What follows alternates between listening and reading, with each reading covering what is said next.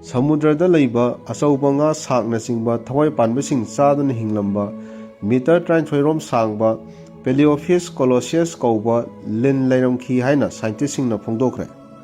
Report asigi matung ina Paleofish colossus haina khangnariba achauba makhalgi lin asi chaurakna sahi crore 5.3 longi mamangda Africa gi mayada leiba samudragi lamsingda leiramkhi haina panari. Study asigi matung ina Eocene period ki matamda Paleofish colossus hariba lin asi samudragi ecosystem da top position da leiramkhi hairi. Lin asina asuk yamna sanglamgani haibasi kanamatana thajaramkhide.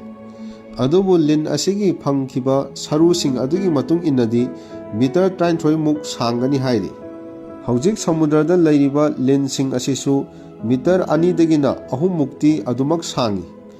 Paleofish colossus ki phangkhiba yanglen sarugi saruk aduna yamna mayek sengna takle madudi lin asi scientist singna meter 33 muk sangi haibasi asumba wafam oigani haina hainari.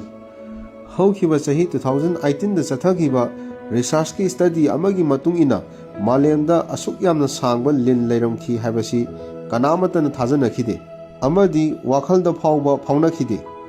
Hariba lin sing asina hingnabagi samudrada leiba achauba makhalgi thawai panba jibasing chaduna hinglamkhibani. Paleofish colossus hariba lin sing asina leiramba samudragi lam adu ngasidi marbumi oina leiri. Lin asi hauji akhoi mioibana uriba thengnariba lin makhal sing asidagi yamna khenaba oina ui. Haujiksu malengi oina khwaidigi chawba lin yellow snake ki makhal sing asi samudrada leiba thengnari. Hariba lin sing asi meter 3 lom sangi. Matam amada Prithivida leiramba Titanoboa haina khangnaba lin makhal asisu malengi oina khwaidigi sangba lin makhal amani. Adubu Titanoboa hariba lin makhal asisu hauji leitre mapung phana mutkre hairi.